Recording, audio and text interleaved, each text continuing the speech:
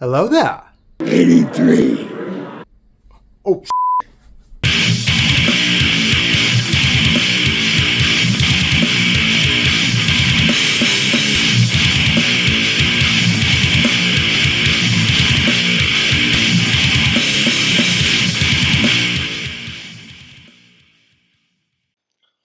hello there.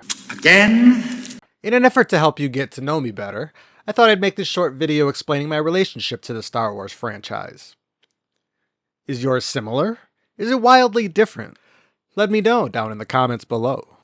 Ah yes, 1977. Laverne and Shirley were the queens of television. The Sex Pistols were tearing it up. John Madden and the Raiders were fresh off a Super Bowl victory.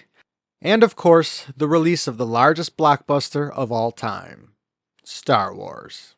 And I wasn't even alive yet.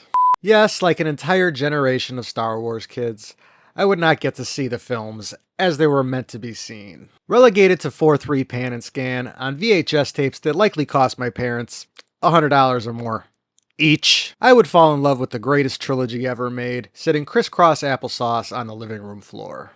Those tapes would eventually have to be replaced from overuse. But thankfully, the prices of VHS tapes had come down due to the Batman VHS changing the game with its $19.99 price point, forcing all other studios to be competitive. While you may see the books behind me now, I was not an avid reader growing up. Apart from the VHS tapes, the only other Star Wars I had to consume as a young kid were the video games. From the bad NES cartridges to Shadows of the Empire on N64, this was how I kept my Star Wars love alive until George made an announcement, the 1997 Special Edition. Upon hearing that the films would be re-released in the theaters, I was giddy as a schoolboy all over again.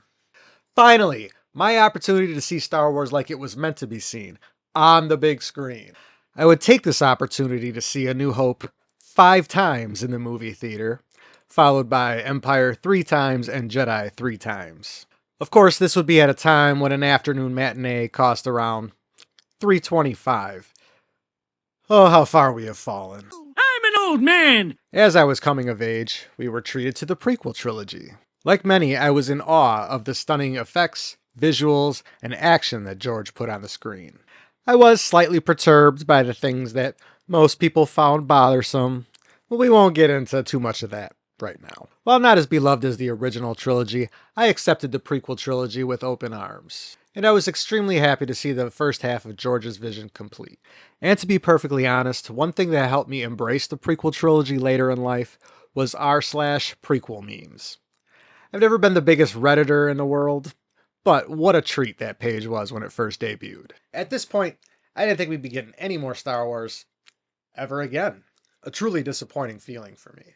Of course, I would be excited when the Clone Wars film and series would be announced. I was a young father at the time, and I figured, hey, what a great way to get my kid into Star Wars.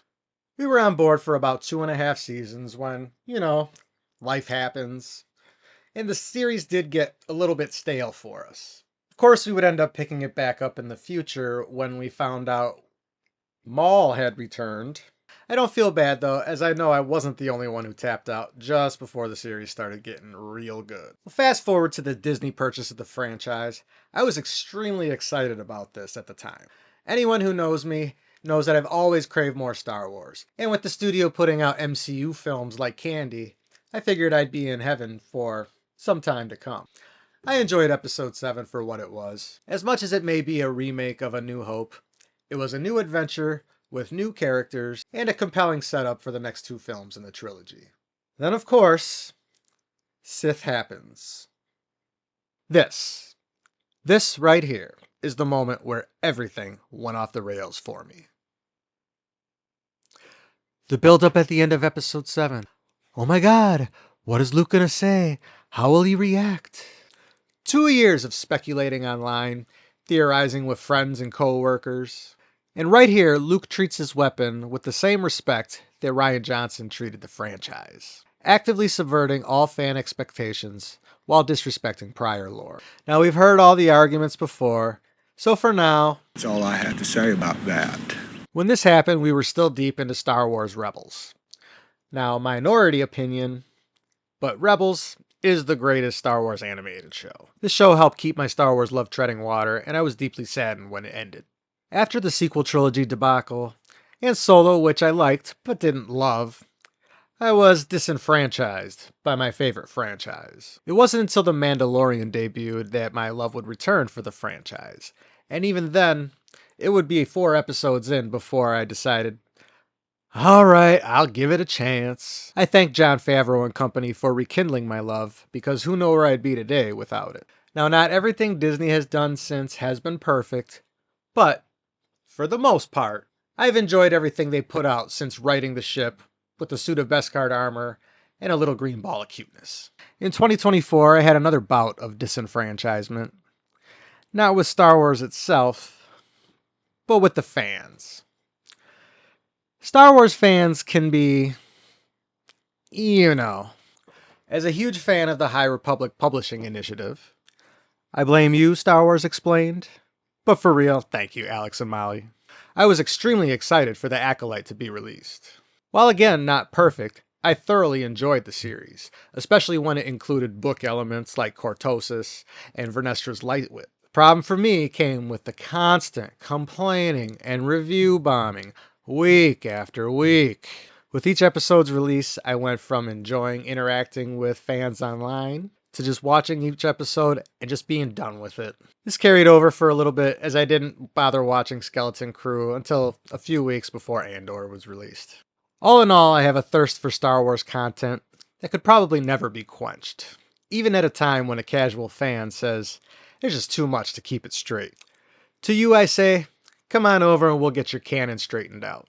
I've never been the biggest on the collectible or the cosplaying side of the fandom, but I love knowing as much as the active canon as possible.